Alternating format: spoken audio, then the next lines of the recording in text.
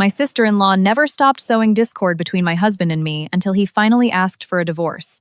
I didn't hesitate to accept. 3 days later, the $5,000 invoice for her son's private school tuition arrived in my name. I ignored it. I had prepared that dinner myself. A slow-cooked pot-roast garlic butter salmon with fresh herbs, roasted asparagus, and barbecue chicken wings that my sister-in-law's son devoured every time he visited. I spent almost 2 hours in the kitchen moving pots and pans on and off the stove. The smell of oil and the heat oppressed my throat, making me nauseous. I knew my body had been changing lately. The mere smell of fish or frying food turned my stomach. Still, I gritted my teeth and didn't say a word. That afternoon, shortly after 3, my sister-in-law Brenda had already dropped by with her son. She moved through the house with such familiarity that as soon as she entered, she kicked off her sneakers carelessly in the hallway. She collapsed onto the sofa and started watching loud TikTok videos on her phone that gave me a headache. Her shrill laugh and the deafening music from the living room reached the kitchen, mixing with the comments of my mother-in-law Joanne, who was sitting at the kitchen island shelling pistachios, complaining that the floor wasn't mopped properly and that the last time Brenda came over there was still dust in a corner. I checked the time on my phone, 5:40 p.m. Normally my husband Thomas didn't get home until 6. I washed my hands, served the mashed potatoes into bowls, and set the table, trying to make everything look more perfect than usual. Today was a day I wanted to reserve just for the two of us. I had planned to tell him after dinner to share the secret I had been carrying inside. I was 2 months pregnant. Last week at my checkup at the clinic, the OBGYN told me the fetal heartbeat was strong, the embryo was well implanted, and everything was progressing perfectly. On the drive back, I cried tears of joy. In 7 years of marriage, it wasn't that we hadn't wanted a child. It was that every time we hoped for one, the illusion would shatter. This time, I wanted to pick a quiet dinner to break the news, but Brenda had shown up. She always arrived at the exact right moment, so perfectly timed that sometimes I didn't know if it was a coincidence or on purpose. Every time I tried to talk to my husband about something private, whether it was money, his mother, or our future plans, she would appear and turn the calm into chaos. Just as I was bringing the plate of chicken wings to the table, Tyler tried to snatch one with his bare hands. Brenda slapped his hand away, pretending to discipline him, but her eyes shot me a meaningful glare. "Wait for your uncle to get here. We have to use table manners." Then she grabbed a wing herself, inspected it, and smirked disdainfully. "With how dark this is, I'm sure you put way too much brown sugar in the sauce. If I were the one cooking with the allowance you get, I certainly wouldn't be feeding us this." I didn't answer. I went back to the kitchen for the gravy. 7 years as a daughter-in-law in this family had taught me one thing. The more you explain, the worse it gets for you. If I said one sentence, Brenda turned it into 10. If I reacted even a little, she would start crying, throwing her sacrifices in my face, lamenting how hard it was to be a divorced woman raising a son all alone. My mother-in-law would immediately jump in to defend her daughter and Thomas. He usually stayed silent. Sometimes his silence exhausted me more than any hurtful word. At 6:10 p.m., the front door opened. Thomas walked in, his button-down shirt, impeccable hair, neatly styled, smelling faintly of his signature cologne. He was turning 35 this year. He was a tech lead at a software company in Seattle and made a very good salary. To the outside world, everyone said he was a successful man who took care of his family. My mother-in-law constantly bragged about how brilliant her son was. And his sister, despite her failed marriage, lived comfortably thanks to her younger brother's support. Thomas greeted his mother and sister, gave me a fleeting glance, and went to wash his hands. Brenda followed him instantly, her tone adopting a pitiful whine that seemed to carry all the sorrow in the world. "Thomas, thank goodness you're home. Your wife bought a bunch of useless stuff again. This afternoon I saw the FedEx guy drop off 3 huge boxes. Money is hard to earn. It doesn't exactly grow on trees for her to be swiping the card like that." Thomas came out of the bathroom with a deep frown. He looked at me. "What did you buy now?" I was about to tell him they were things for the pregnancy. 2 tubs of prenatal supplements, some looser clothing for myself, a few baby care books. But seeing Brenda standing next to him with her arms crossed and my mother-in-law waiting for my answer, I swallowed the words. I bought things I need. "What kind of necessary things come in 3 giant boxes at once?" Brenda let out a little laugh. "If you're home all day and don't work, throwing on some sweatpants is enough. You don't need to be such a spendthrift." I turned and looked her dead in the eye. Maybe because in my womb I was no longer alone. For the first time in a long time, I refused to stay quiet. The money I used to buy them is my money. The phrase dropped like a bomb over the dining table. Brenda was the first to react, her face darkening. "Did you hear that? She eats in her husband's house, lives in her husband's house, and still says, My money. My brother works himself to the bone to support this entire family, and she, living like a queen, decides to split hairs over whose money it is. My mother-in-law also placed her silverware down. Her voice was slow, her face an iron mask. Once you get married, you shouldn't think so much about what belongs to your side of the family. Spouses are a unit, and everything you have should contribute to your husband's household. I looked at Thomas, waiting for him to say something fair. Even just one sentence that I had never wasted his money. That since we got married, I was often the one covering the household expenses that Brenda brought her son over to eat to get. Tutoring that I paid his private school tuition, her health, insurance premiums, and that a lot of those things went through my hands. But Thomas just looked at me with a strange coldness. If you're going to keep talking like this, then maybe we should just get a divorce. I thought I had misheard. A demand for a divorce spoken with the same casual lightness as brushing a speck of dust off a shoulder. Beside him, Tyler took the opportunity to grab a chicken wing and shove it in his mouth, chewing loudly. Brenda flashed a fleeting smile, but I caught it. My mother-in-law went back to shelling pistachios as if what had just happened was the most normal thing in the world at a family dinner. I looked at the man I had loved for 10 years, married to for 7. In college, he once waited outside my dorm window from sunrise just to bring me hot chocolate and donuts. My parents had fiercely opposed our relationship due to the financial disparity between our families, and because they feared I would suffer moving so far away from home. But still, I followed him to Seattle. I left a stable accounting job in my hometown. I endured my parents' anger, all because I believed this man would love me to the end. The first year of marriage was truly wonderful. On weekends, he would take me out to dinner.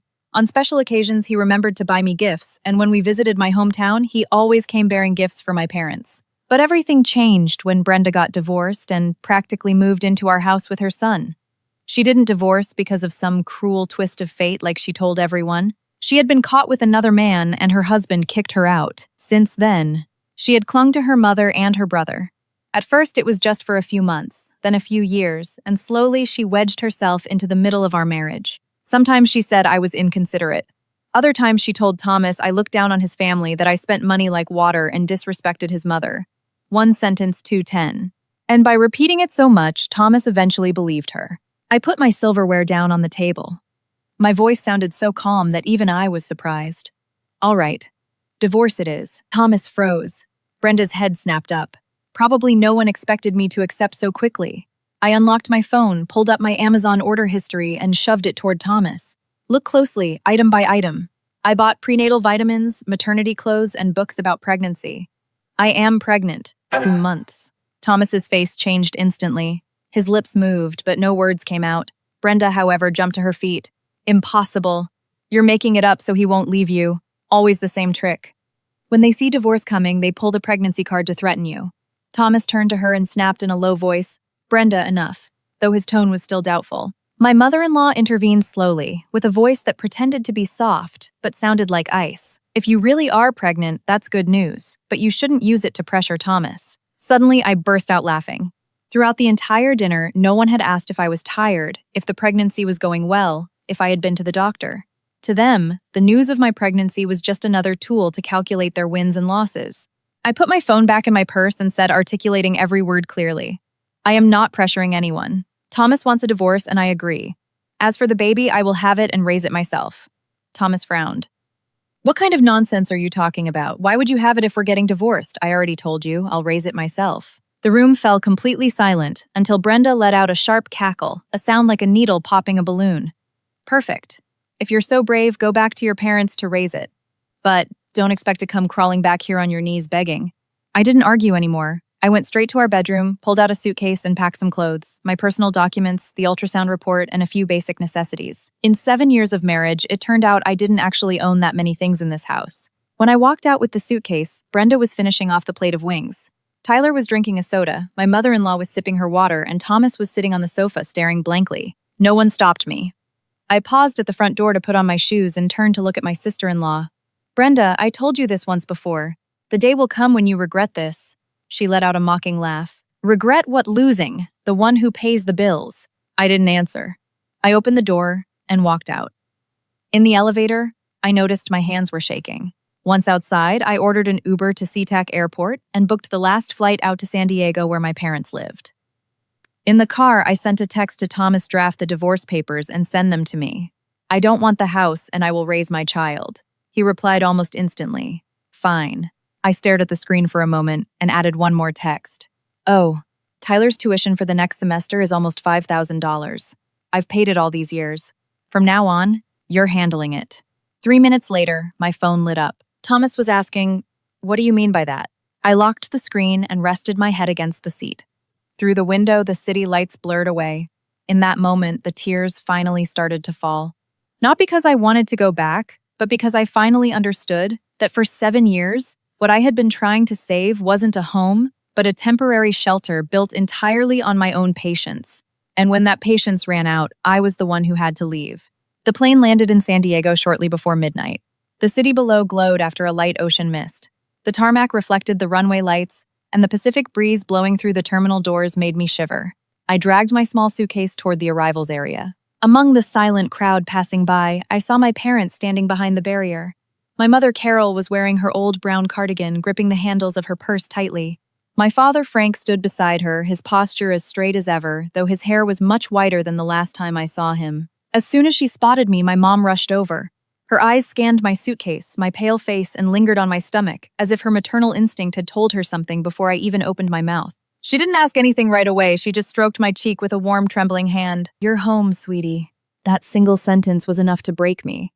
In 7 years as a daughter-in-law, I had heard enough criticism, enough reprimands, enough lectures about how a woman should endure. But I had forgotten that somewhere in the world there was still a place where, regardless of whether I was right or wrong, they would always open the door for me first. My dad took the suitcase. His voice was gravelly. "Get in the car, Emma, it's late." On the drive home, the car navigated familiar streets. The local seafood diner on the corner had already closed. The neighborhood grocery store next to my old high school still had its faded sign. The large sycamore tree near the entrance of our subdivision had grown so much that its branches blanketed the entire street corner. Looking out the window, I suddenly felt like someone who had traveled very far, only to return and realize that the place that was once home is actually the only place you're allowed to be vulnerable. My mom, sitting next to me in the back seat, tried to ask me something several times but held back. Finally, she took my hand. "Did you and Thomas have a fight?" I stayed quiet for a few seconds, then said in a very low voice, "I'm getting a divorce, Mom." Her hand squeezed mine. My dad, who was driving, tensed slightly but didn't turn around. I continued, terrified. I'd lose my nerve if I stopped.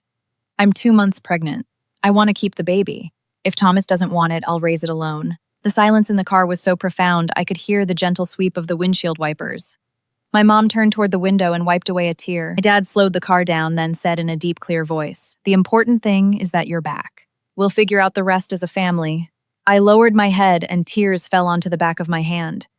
I had braced myself for my dad to scold me, for my mom to reprimand me for not listening to them years ago. I thought they would remind me that they had opposed my marriage to Thomas, that I had chosen this, and now I had to face the consequences. But no, they didn't say a single word that would hurt me further.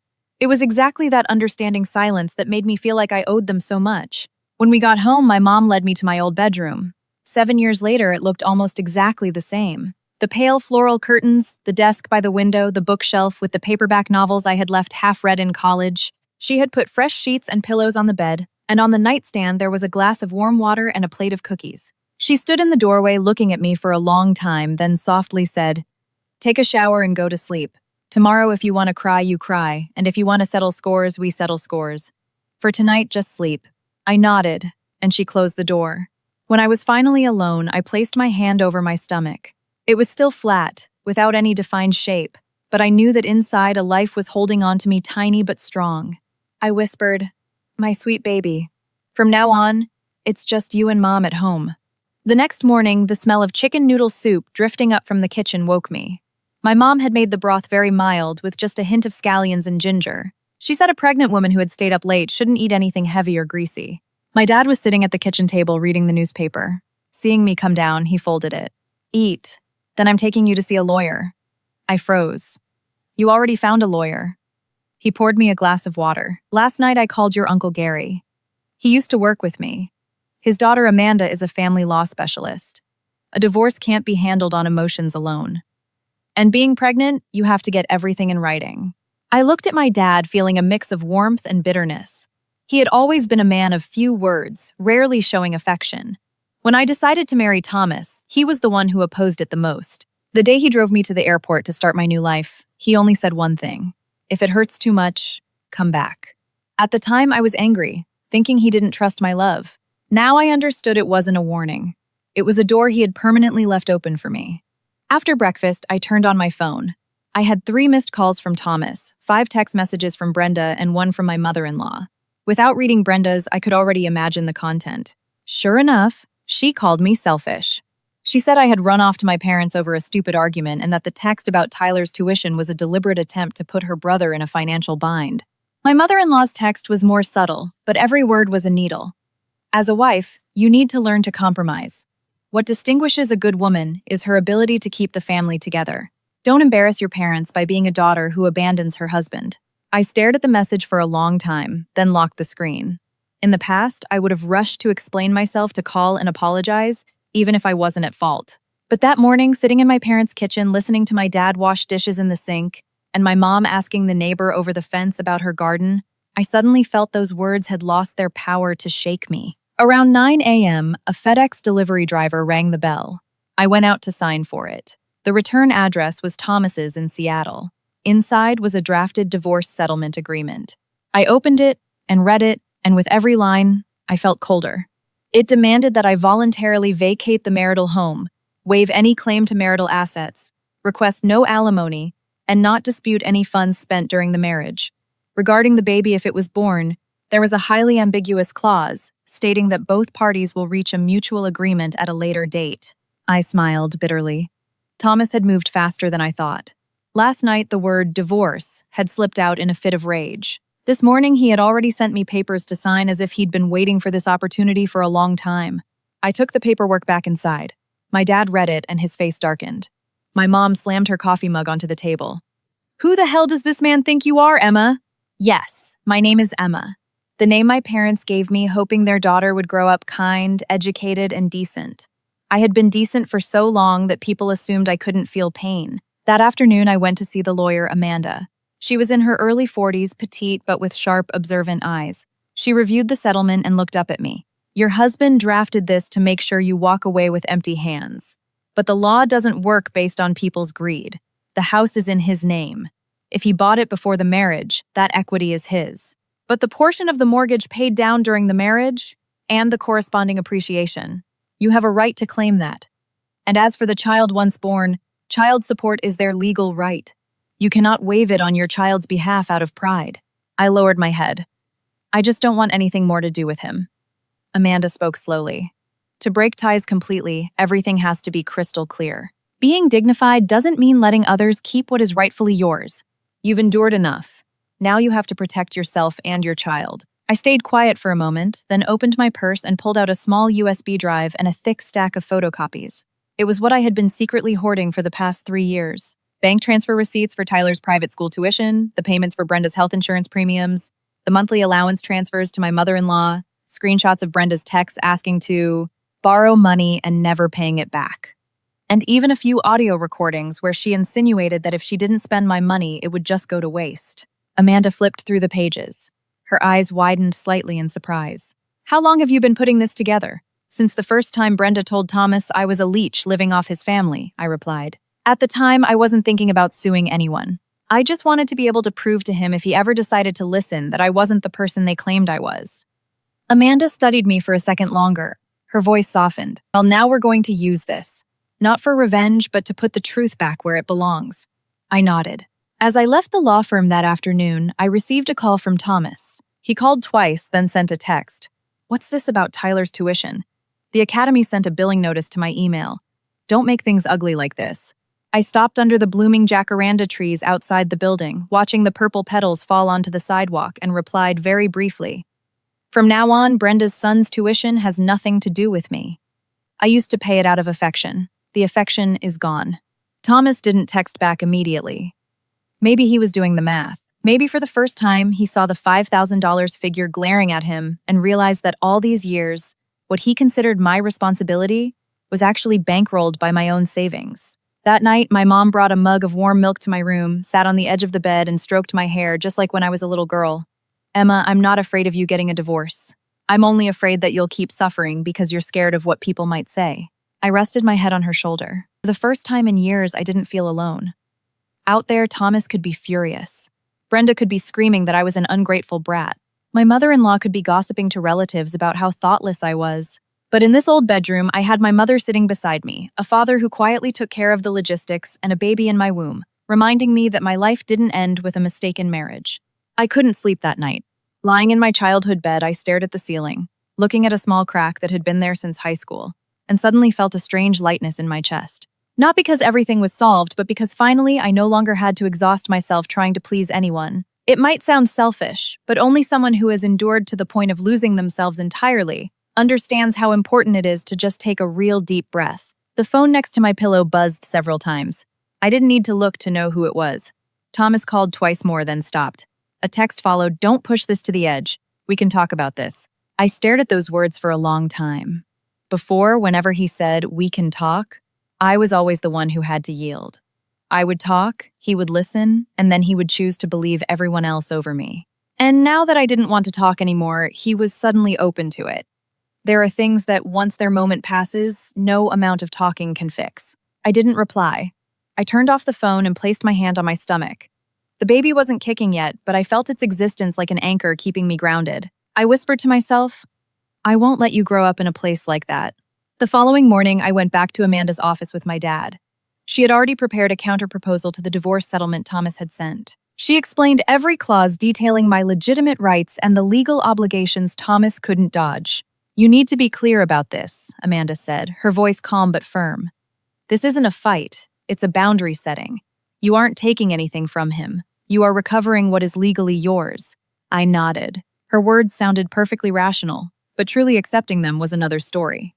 For 7 years, I had conditioned myself to take a step back, believing that in a family you shouldn't keep score. But ultimately, because I didn't keep score, they assumed everything was theirs by right. Amanda opened her laptop and showed me a spreadsheet summarizing the expenses I had provided. Every number was stark cold, unemotional, yet looking at them sent a pang through my heart. The private academy tuition for Tyler, year after year. The monthly allowance to my mother-in-law. Brenda's health insurance. The groceries, the home repairs, the co-pays for doctor visits. Added up, it was a figure I hadn't even bothered to calculate myself.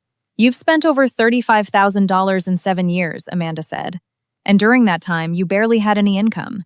It all came from your personal savings prior to the marriage. This is a vital point." Looking at the spreadsheet, memories flashed through my mind. When Tyler started elementary school and Brenda cried, saying she couldn't afford the tuition, I wired the money. When my mother-in-law complained her back hurt and needed cash for physical therapy, I sent more. When Thomas said we needed to save up to pay down the mortgage faster, I stopped treating myself so I wouldn't touch his income. When I did all those things, I thought they were the natural duties of a wife. I never imagined that those same duties would become the clearest evidence of my exploitation. At noon, just as I was walking back into my parents' house, my phone rang. Seeing Thomas's name, I hesitated, but I picked up. "Where are you?" he asked, his tone softer than the day before. "At my parents' house. I want to talk to you."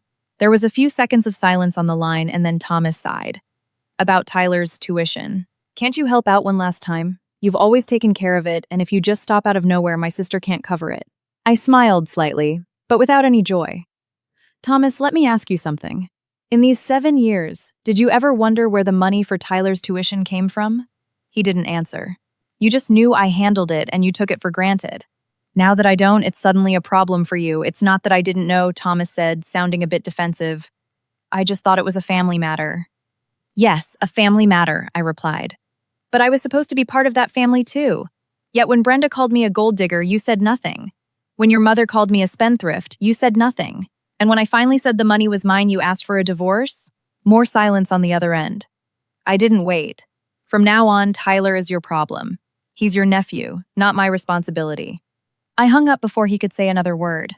My hand was shaking a little, but my mind was remarkably clear. Maybe once you finally say what you've been holding back for so long, you stop being afraid. That afternoon, my mom took me to Trader Joe's to pick up a few things. She selected everything with great care, from the organic milk and fresh kale to some comfortable loungewear. Every time she looked at me, her expression softened, as if she were trying to make up for all the years she couldn't be by my side. "Are you planning to stay here for good?" she asked. "Yes. I'll have the baby here." She nodded without probing further, but I knew she was thinking deeply. She didn't ask questions so as not to pressure me, but her concern radiated in every small gesture. That night, my dad called me into the living room. He slid a small bank passbook across the coffee table toward me. This is a savings account your mother and I have kept for you. When you got married, I tried to give it to you, but you wouldn't take it. Take it now. I froze. I don't need it, Dad. I still have some of my own money. He shook his head. This isn't just for you. It's for you and the baby. Your mother and I are getting older. We can't help you physically as much, but you need a safety net. I took the book with a trembling hand. First time, I felt vividly that I hadn't lost everything. I had lost a marriage, but I still had my family, a child on the way, and my own sense of self. As night fell, I lay in bed listening to the distant rumble of the Pacific. My phone lit up again. This time it wasn't Thomas. It was an unsaved number. I opened the text. Emma, you ran back home without a word to anyone. What you're doing is incredibly cruel. It was Brenda. I read it and didn't reply. A moment later, she sent another. Do you think everything ends with a divorce? Do you think you've won? Don't forget you're still a daughter-in-law to this family. I looked at the screen and powered the phone off. There are people who, even after you've walked out of their lives, try to drag you back with invisible strings. But this time, I wasn't letting myself be pulled. I placed a hand over my belly and closed my eyes. Outside, the ocean waves crashed in the rhythm of a familiar city. I knew there were hard days ahead, inevitable confrontations, but from today onward, I had chosen to be on my own side, and I wasn't looking back. The following days passed more quietly than I expected. No one showed up at my door to make a scene. There were no screaming matches or dramatic altercations like in the movies. Everything unfolded in silence. But it was exactly that silence that made me realize that when a person's heart turns cold, you don't need shouting. Things can break in a very permanent, quiet way. I started getting used to the rhythm of life at my parents' house. I woke up early to go with my mom to the local farmer's market to pick out fresh vegetables and fish. At noon, I helped her cook, and in the afternoon, I sat in my room reading and making lists of things I needed to prep for the baby. Those tasks that used to feel monotonous now brought me a strange peace. My bump was starting to show slightly. Every time I looked in the mirror and saw that small change, I felt a muted joy. The baby was growing day by day, oblivious to the chaos of adults. It didn't know its parents were separating. It didn't know about the disputes happening outside. It only knew it had to hold on to me to live. Thinking about that made me realize I needed to be stronger. One afternoon, while I was budgeting expenses for the upcoming months, my dad called me from the living room. On the table was a large envelope with my name on it. I instantly recognized Thomas's handwriting.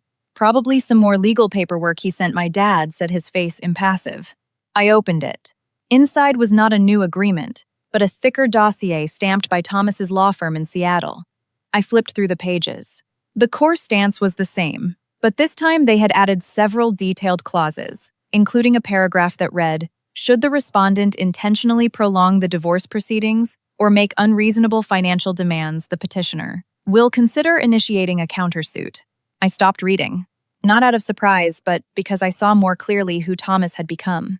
He was no longer the boy waiting outside my dorm. Now he was a man determined to protect his assets at all costs, even if it meant treating me like an enemy. My mom leaned over my shoulder, read a couple of pages, and shook her head. He's trying to intimidate you. My dad thought for a moment, then said, the harder he pushes, the more you have to stick strictly to the law. You're not going to walk away the loser here. I nodded. The next day, I took the file to Amanda. She read it carefully and set it on her desk. They are trying to put psychological pressure on you, she said. But with the evidence we have, they can't do much. I don't want to drag this out, I said honestly. I just want it over. For it to be over quickly, everything has to be airtight, Amanda replied, looking at me. Thomas thinks you're going to cave. If you step back, they push forward. If you stand your ground, they'll be forced to backpedal. I stayed quiet for a moment, then asked, so what's our next move? We file the formal petition, she said firmly. We aren't waiting for them anymore. We take the initiative. That surprised me a little. I had always been the reactor, the one waiting for others to make a move so I could defend myself. It was the first time I was taking an active position. I nodded. Let's do it. That night, I sat down with my parents and explained the situation. My dad didn't ask many questions. He just listened and nodded occasionally. When I finished, he said one simple thing. Do what the law allows. Don't be afraid. My mom took my hand, her voice soft but resolute. You're not alone anymore. Those two phrases were enough armor for me. 2 days later, the petition was officially filed. It included the divorce request, the division of marital assets according to state law, and the establishment of child support once the baby was born. Furthermore, Amanda requested that the court consider the out-of-pocket expenses I had covered during the marriage as a basis for the financial division. Walking out of the courthouse, I watched the people coming and going, and I didn't feel that same heaviness anymore. I knew that from this moment on, everything entered a new phase. It was no longer a private dispute behind closed doors. It was something that had to be brought to light. That afternoon, Thomas called me. I answered. "You filed?" he asked immediately. "Yes." A silence hung on the line. "Emma, aren't you crossing a line?" I smiled bitterly. "Crossing a line how? Why are you taking a family matter to the courts? What will people think?" "I don't care what people think," I said slowly. "I care about how I am going to survive." Thomas took a deep breath. "I told you we could negotiate. You sent me a drafted agreement, expecting me to walk away with absolutely nothing. You call that negotiating?" He didn't reply right away. After a moment, he said, "I thought it was the simplest way." "Simplest for you?" I shot back. "Not for me." More silence. I knew that thoughts were starting to surface in his head that he had never entertained before, but it was too late. "Do we really have to take it this far?" he asked, his voice heavier. "The moment you asked for a divorce, we already had." I hung up. This time, my hands didn't shake. Over the following days, the court issued the summons. At the same time, I received a few calls from Thomas's relatives. Some advised me to tough it out, others said I was overreacting, and some even blamed me for not saving face for my husband. I listened, but I didn't engage. Before, those words might have made me doubt myself, but now I understood something very clearly. Other people's reputations could not take precedence over my own life. One night, as I was getting ready for bed, my mom brought me a glass of warm milk. She sat on the mattress, watched me for a while, and asked, "Are you scared?" I thought for a second and shook my head. "No, I just have regrets." Regrets about what? That it took me so long to open my eyes. My mom sighed and patted my back gently. Opening your eyes is what matters. Some people go their whole lives without doing it. I looked at my mom and suddenly felt lighter. It was true. I had lost 7 years, but at least I hadn't lost a whole lifetime. I slept soundly that night. In my dreams, I saw myself standing in front of a door. Behind me were the loud, exhausting days of the past. Ahead was an uncertain path, but bathed in soft light. I walked through without looking back. The morning of the mediation hearing, I woke up earlier than usual. It was sunny and the ocean breeze carried its familiar salty scent. I looked in the mirror for a long time. My face was the same, but my gaze had changed. It was no longer the look of someone trying to please others, but someone who was finally learning to stand up for herself. I placed my hand on my stomach and smiled faintly. Mommy and I are going to be okay. The wait leading up to the mediation moved at a slow but tense pace. On the outside, my life was like any other expectant mother's. I ate on a schedule, went to my prenatal appointments, and occasionally walked to the market with my mom. But inside, I knew I was approaching a line that, once crossed, offered no return. The morning the notice arrived, I stood in the doorway for a long time. The paper was thin, but it felt incredibly heavy. I had prepared myself mentally, but holding it made a lump form in my throat. It wasn't fear. It was the realization that this was so real I could no longer pretend nothing had happened. My mom saw me and walked over. "You have to go tomorrow, yeah." She nodded and said, almost as if reassuring herself, "It's going to be fine. Just tell the truth. Whoever hasn't done anything wrong has nothing to fear." I smiled, though I felt a weight inside. That fearlessness my mom spoke of was the privilege of living a straightforward life. I knew I hadn't done anything wrong, but I still had to face the judgment and the stares. That night, I called Amanda to review the key points one last time. "Tomorrow is just mediation, not the trial," she clarified. "But rest assured they'll try everything to soften you up. Just remember one thing. You don't need to beat them. You just need to not lose yourself." "Understood," I replied. After hanging up, I sat alone in my room, my hand on my belly. The baby was making its presence known, not with kicks yet, but just by being there.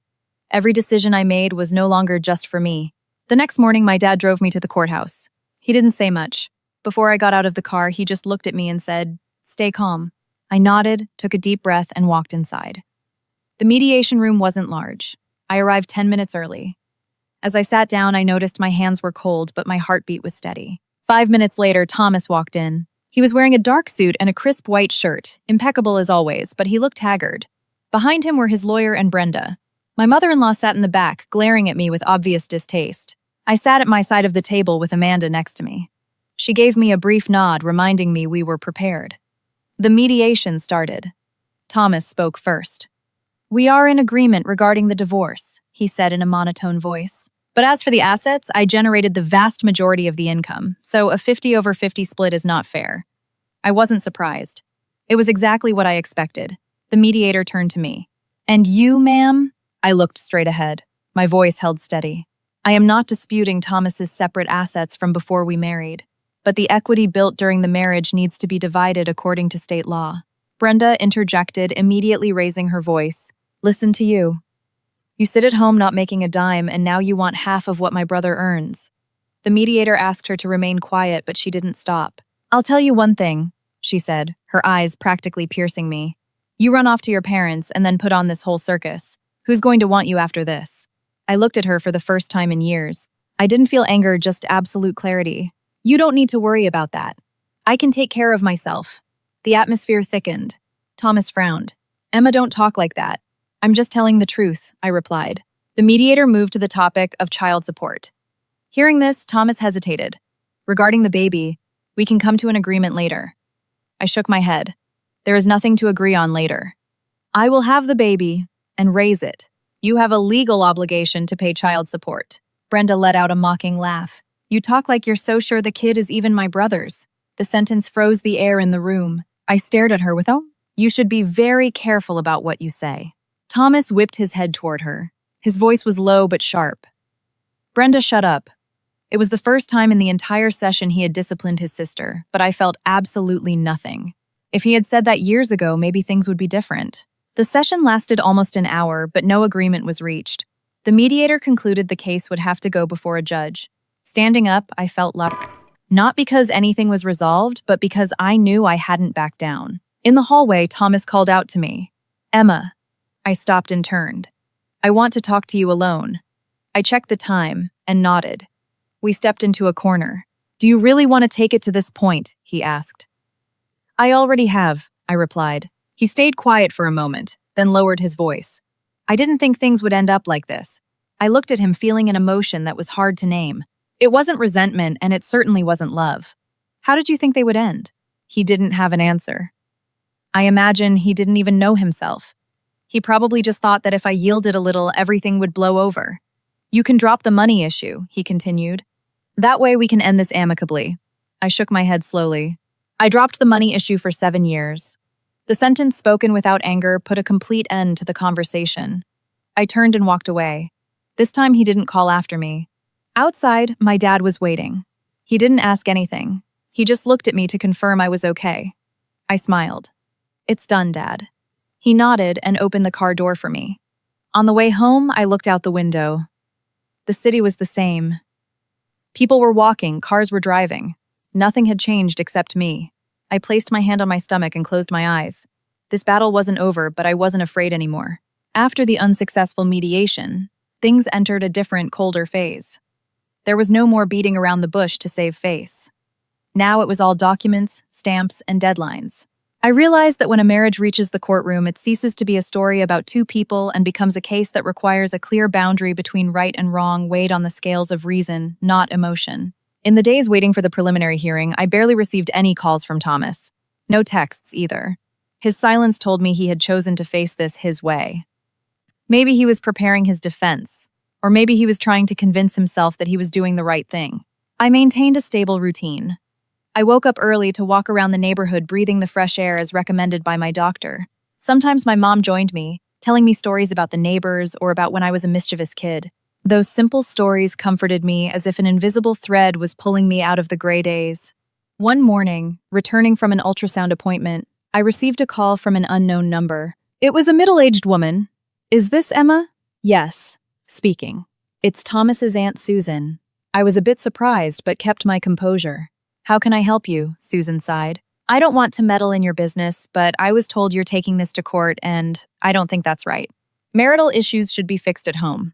If you drag this out publicly, it'll be hard to look each other in the eye afterward. I stayed quiet for a moment. I understand what you mean, but there are things that if left unclarified never truly end. You're a woman. You need to know how to bend a little, she continued. Thomas has his temper, but he's not a bad person. You're making him look very bad with this. Hearing that, I felt something incredibly familiar. The same sensation that had shadowed me for 7 years. It was always me who had to bend me, who had to consider everyone else, my husband's reputation, his family's honor. My feelings always came last. Yes, I answered, my voice soft but clear. I have bent a lot until now. But this time I want to live for myself and my child. There was silence on the other end. Then the woman said quietly, "You've changed." If I hadn't changed, I wouldn't be me anymore, I affirmed. The call ended.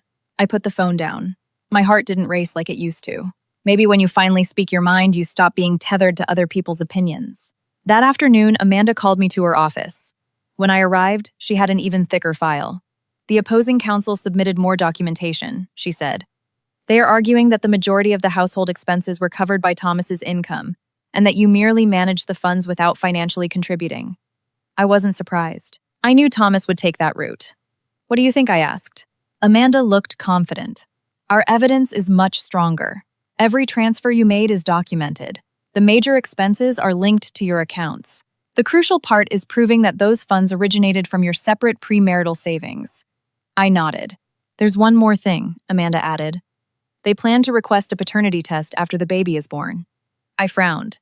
They doubt it. It's not that they doubt it, she explained. It's a delay tactic to pressure you. But don't worry, if it's necessary, we'll follow the procedure.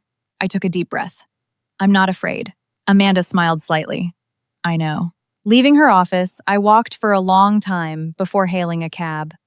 The afternoon in San Diego was mild, and the ocean breeze carried its familiar scent. I walked slowly with my hand on my stomach, thinking about what was to come. The trial wouldn't be easy. There would be more hurtful words, unexpected maneuvers. But I knew I had already walked halfway through the fire. That night at dinner, my dad said, "Next week is the first hearing." Yes, I replied. My mom looked at me with concern but didn't say anything. She just scooped more potatoes onto my plate. Eat. You need your strength. I smiled. I'm fine, Mom. My dad put down his fork. Whatever the outcome is, don't give up halfway through. I looked at him and saw the resolve in his eyes. I understood he wasn't just talking about the trial, but about my life moving forward. I know, Dad.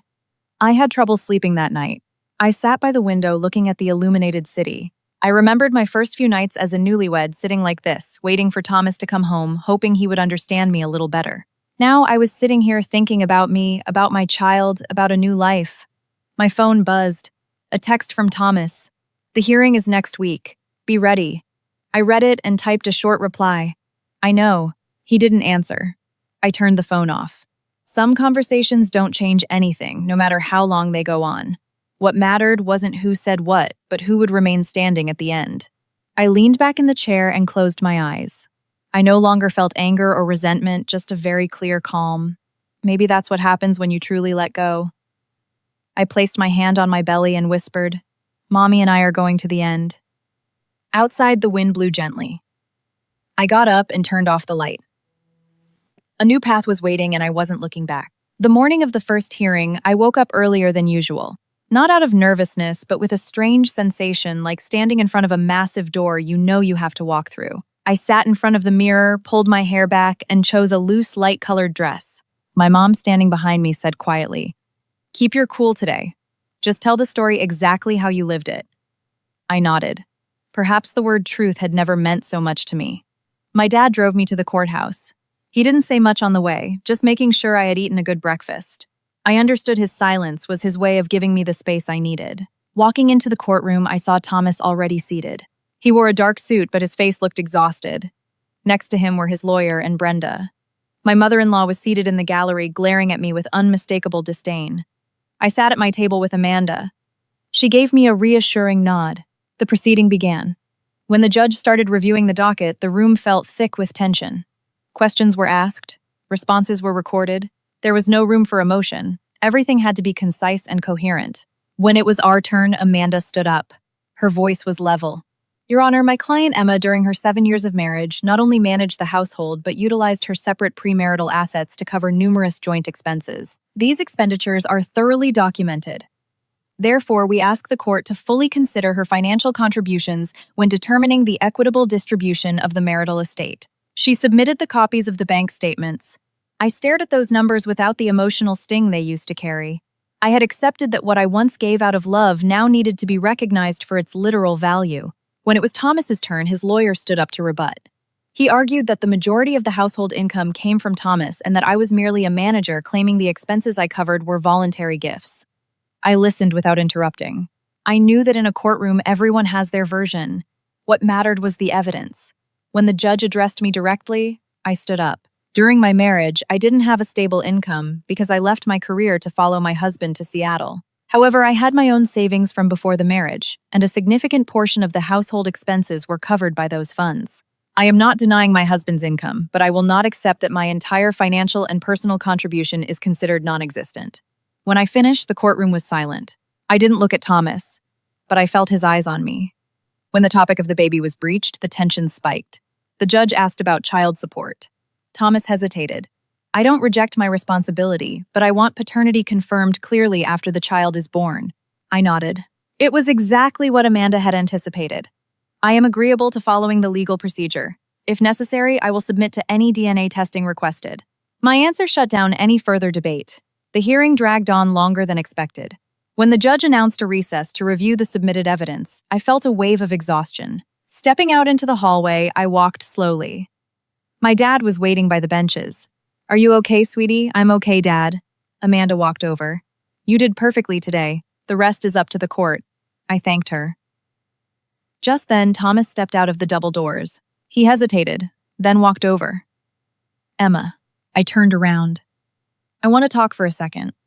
I looked at my dad, who nodded. I stepped aside, maintaining a safe distance. Thomas looked at me, his expression entirely different. You didn't have to take it this far. I didn't answer immediately. I stared right at him. And how far did you think was far enough? He was at a loss for words.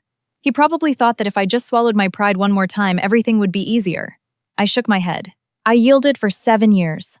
It wasn't an accusation. It was a fact. And because of that, it left him defenseless. He sighed.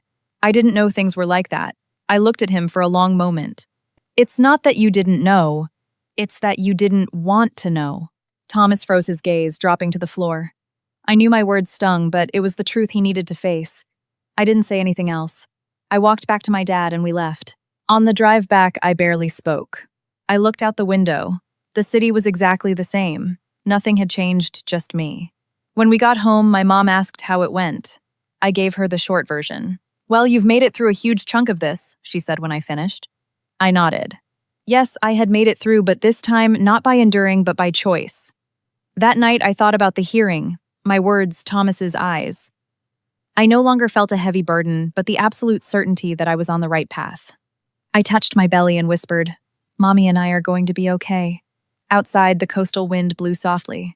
I closed my eyes, letting my mind settle. There was still a way to go, but I knew I would keep moving forward step by step without looking back. After the initial hearing, life didn't snap back to normal overnight, but it wasn't as turbulent as before. It was like a pond whose waters, after being violently stirred, were beginning to settle.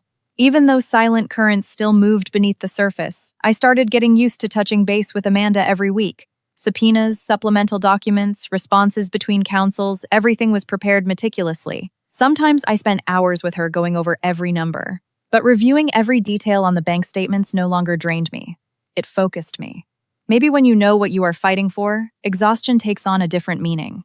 One afternoon, I received a text from Thomas. It was longer than the previous ones, Emma. I've reviewed all the documents. I know you spent more than I realized, but you have to understand. I can't agree to split everything 50-50. I still want us to reach a settlement so we don't drag this through the courts anymore. I read it and set my phone down. I was no longer reacting impulsively. I gave myself time to think, not because I doubted myself, but to ensure my decisions weren't driven by raw emotion. That evening, I told my parents about it. My mom scoffed. Now he realizes what you contributed, but he still doesn't want to take responsibility. My dad thought for a moment. It's not that he doesn't understand. He's just calculating what costs him the least. I looked at my dad and suddenly it clicked. Before, I always operated from a place of feeling, believing that if I was good and fair, others would understand and reciprocate. But that's not how it works. There are people who understand perfectly well and they still choose whatever benefits them the most, even if it destroys someone else. I picked up my phone and texted Thomas back. You had the chance to reach an agreement before I filed. Now everything will go through the legal process and I am not changing my mind. Hitting send, I felt incredibly calm. Not a single shred of doubt. The next morning, I went in for my OB appointment. The doctor said the baby was developing beautifully. Seeing the grainy image on the ultrasound monitor, I smiled. Amidst all of this, the baby was growing every day, oblivious to the outside noise. Leaving the clinic, I stopped at a small coffee shop near the ocean. I sat in my favorite corner, ordered an herbal tea, and pulled out my notebook. Since returning to San Diego, I had picked up the habit of journaling, not to dwell on memories, but to understand myself better. As I was writing, I heard a familiar voice. I looked up and saw Daniel, an old friend from college.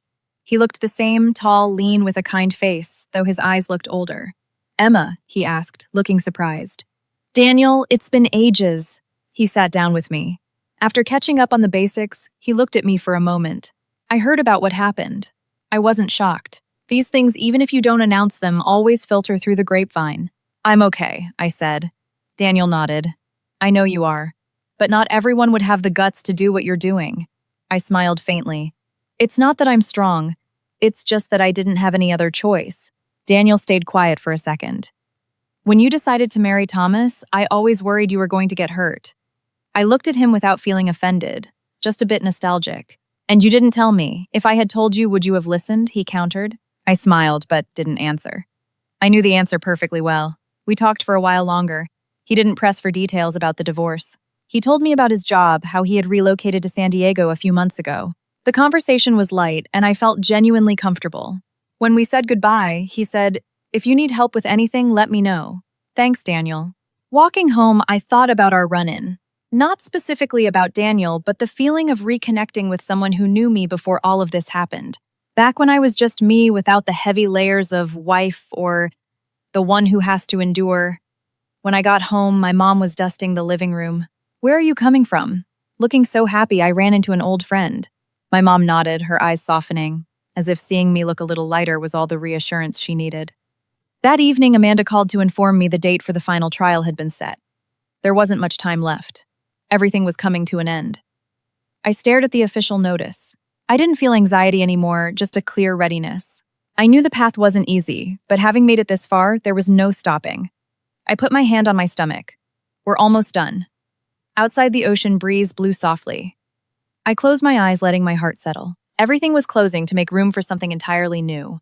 The final trial took place on an overcast morning, one of those days that is neither sunny nor rainy, a middle ground weather that makes you feel both melancholy and intensely lucid. I arrived half an hour early and sat on a bench in the courthouse hallway, my hands resting on my belly. My dad had driven me, but he stayed outside the courtroom. My mom had been giving me advice since I woke up, but as I left the house, she only whispered one thing: "Do what you know is right." That phrase stayed with me the whole ride. Amanda arrived shortly after. "Today might be more tense than last time," she warned. "Keep your composure. Everything is backed by evidence." I nodded. I was no longer the woman who stayed quiet and waited for others to speak for her. Walking into the courtroom, I saw Thomas. He didn't have that polished arrogance anymore. His eyes met mine, flicked down to my pregnant belly for a second, and quickly looked away. Next to him, Brenda looked much more rigid. The entitlement in her eyes was gone, replaced by a calculating caution. The trial started. The atmosphere was different. It carried the silent tension that precedes a massive storm. They moved back to the assets. Thomas's lawyer tried to argue again that my financial contribution was insignificant. But this time, Amanda didn't just present totals. She broke down every expense, every wire transfer, every receipt I had saved for 3 years.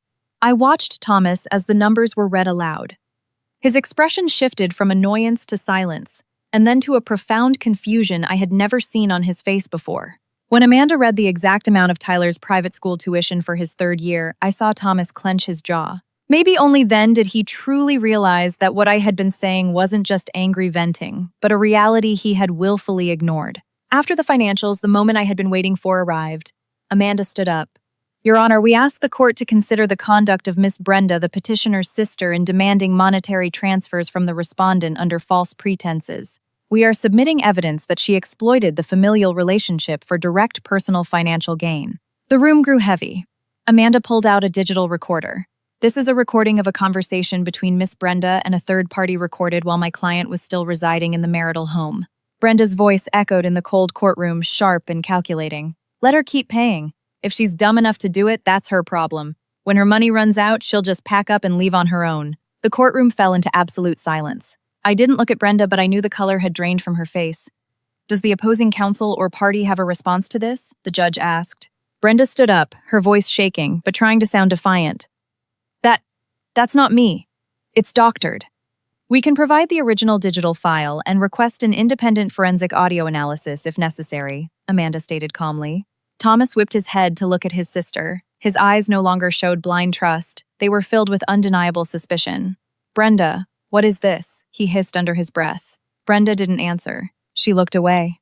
In that moment, I knew I didn't need to say another word. There are truths that once exposed to the light, no one can cover up again. The trial continued, but I didn't feel the crushing weight anymore. It was as if all the puzzle pieces had finally snapped into place. When the judge announced a recess to deliberate before issuing a ruling, I sat perfectly still, my hands on my stomach. I hadn't asked for anything grandiose, just fairness. As people filed out, Thomas approached. He stopped a few feet away, hesitating. Emma, his voice was hoarse. I didn't know things were actually like that. I looked at him for a few seconds and replied softly, "You didn't know. Or you didn't want to know." He stayed silent. I didn't add anything. There are questions whose answers just don't matter anymore. I got up and walked out into the hallway. My dad was still standing exactly where I left him. "Are you all right, sweetie?" "I'm all right, Dad." He just patted my shoulder, a silent show of support. I leaned against the wall and closed my eyes. The tension was gone, replaced by a weightlessness, as if I had finally dropped a boulder I had been carrying for way too long. The trial wasn't officially over, but I knew that whatever the verdict was, I had already stopped losing. The court resumed after the brief recess, but the atmosphere had completely shifted. If the morning was a debate now, it felt like the final pages of a book where everyone already knows the ending. I took my seat. Thomas returned to his, but this time, he didn't look at me. He kept his head bowed, his hands clasped tightly together. Brenda stayed entirely silent. The judge walked in and struck the gavel. We are back on the record. The final segment allowed for closing statements. Thomas's lawyer stood, but his voice lacked any real bite. He merely asked the court to consider his client's financial standing to prevent crippling financial obligations. When Amanda's turn came, she was brief. She summarized my contributions, the documented wire transfers, and Brenda's behavior backed by the recordings. "We ask for nothing more than what is equitable and just," she concluded firmly. Hearing her, I felt a wave of relief. That was it. Through all this time, what I was looking for wasn't to win or make them lose, but to get justice for what I had lived through. The judge announced the court would recess to finalize the order. I stepped out into the hallway again. My dad was still there. "Almost done, sweetie. Just waiting for the final ruling, Dad." I nodded. I saw the tension in his eyes. I knew he was worried about me and the baby. I sat down on the wooden bench. A moment later, Thomas walked out. He approached hesitantly. "Emma." His voice was lower than usual. I looked up. "I'm sorry," he said. No beating around the bush, no excuses. I looked at him, feeling the weight of every word, but my heart didn't flutter. "What are you apologizing for?" I asked calmly. He seemed surprised by the question. "For not taking your side. For not believing you." I nodded slightly. "No, you didn't believe me, but that's in the past." He looked at me with something resembling deep regret, the look of a man who just realized the exact value of what he had thrown away. "I want to fix it." I gave him a very faint, understanding smile. "Some things can't be fixed anymore." Thomas didn't say anything else. He stood there for a few seconds, then turned around. His footsteps were slower, less decisive. I watched him walk away, but I felt zero nostalgia. What I once mourned I had lost a long time ago. Today, I had finally just accepted it. Almost an hour later, the bailiff called us back in. I took a deep breath and walked in with Amanda. My dad stayed outside, but I knew his eyes followed me through the doors. Once everyone was seated, the judge began reading the ruling. Regarding the marriage, my petition for divorce was granted. The marital union between Thomas and me was officially dissolved. Hearing the words, I felt no pain, only a clear, sweeping relief. A door had closed for good. Regarding the assets, the court, based on the evidentiary record, ruled in favor of an uneven split of the community property, heavily favoring my side, due to my disproportionate financial contributions from separate property. I knew my sacrifices hadn't been ignored. As for the funds I paid for Tyler's private school tuition and expenses, the court granted my request for partial reimbursement from the marital estate, recognizing that the funds were extracted under manipulative circumstances. Brenda kept her head down. Finally, regarding child support for the unborn baby, the court established the mandate according to state guidelines, effective immediately upon birth, and subject to standard paternity confirmation, completely independent of the divorce. Settlement. When the judge finished, the room fell silent. I stood up. Amanda squeezed my hand. "It's done," she said, nodded. Walking out, I saw my dad. He didn't ask anything. He just looked at me and gave a single, solid nod. For him, the only thing that mattered was that I didn't walk out broken. Stepping out onto the street, I paused for a moment and looked up at the sky. The weather was the same, overcast and gray, but inside me the storm had finally passed. My phone buzzed. A text from Daniel. "Is it over?" "Yes, it's over," I replied. A moment later, he texted back, "Then starting today, you get to live your own life." I read the message and smiled. It was true. I was no longer chained to anything that didn't belong to me. I placed a hand on my stomach and whispered, "We're starting over, little one." Inside, the baby responded with a gentle flutter. I started walking my steps slow, but incredibly firm, just like the road I had just survived. After the day of the verdict, my life didn't miraculously transform overnight. But one thing was clear. I was no longer being dragged by the past. The door was securely shut. I spent the first few days at home giving myself a breather to reorganize my thoughts. My mom stuck to her routine, but every few hours she would ask, "How are you feeling today?" My dad quieter brewed me herbal tea every morning and left the mug on my nightstand. One afternoon on the back patio, my mom, who was knitting a baby blanket, asked without looking up, "Do you feel lighter?" "Yes, Mom, much lighter." She stopped knitting and sighed. "That's what matters. In life, you have to live without carrying boulders in your heart." A week later, I fell into a more active routine. I went to my checkups, did the prenatal yoga my doctor recommended, and occasionally went to the grocery store with my mom. Those small things gave me a peace I had completely forgotten. Thomas called a couple of times. I didn't answer, not out of spite, but because there was nothing left to say. One night he sent a text. I authorized the bank transfer per the court order. "If you need anything else for the baby, let me know." I didn't reply right away. His message sounded responsible, but it was no longer what I was waiting for. A while later, I replied curtly, "Received." I knew that from now on, our only link would be the child. Nothing else. I started thinking seriously about my professional future. I couldn't rely on my parents forever. I needed independence for me and the baby. I thought about my old career as an accountant, stable but restrictive. After everything I had been through, I wanted to do something with more soul. One morning, over breakfast, I said I want to open a small deli. "A deli?" my mom asked. "Yeah, homemade comfort food rotisserie grab and go. I've noticed there aren't many places around here that do it well." My dad looked at me over his coffee. "Have you thought this through?" "I don't have a full business plan yet, but I want to start researching. I don't want to just sit around the house." My dad didn't object. "Whatever you do it right. Don't do it halfway." "I know." Over the following days, I started looking at commercial leases, contacting suppliers, calculating overhead costs, taking it step by step without rushing. Sometimes I came home exhausted, but with a mental clarity that felt incredible. Daniel started appearing more in my life during that time. It happened naturally. Sometimes he would email me links to wholesale restaurant suppliers. Other times he helped me sketch out the floor plan for the kitchen. One day while we were touring a vacant storefront, he asked, "Are you scared?" "Scared of what?" "Of it failing." "Of course I am," I replied. "But if I don't try, I'll be even more scared." Daniel nodded. I knew he understood me. By my 7th month of pregnancy, my bump was large and moving around was getting harder, but I pushed forward with the deli project. One night my phone rang. An unsaved number. It was Thomas. "Emma, it's me." I stayed quiet. "I just wanted to know how you were doing. I heard you're opening a shop. Do you need any help?" His question came years too late. "No, thank you. Emma, I know whatever I say now means nothing, but I want to apologize. Truly." I closed my eyes for a second.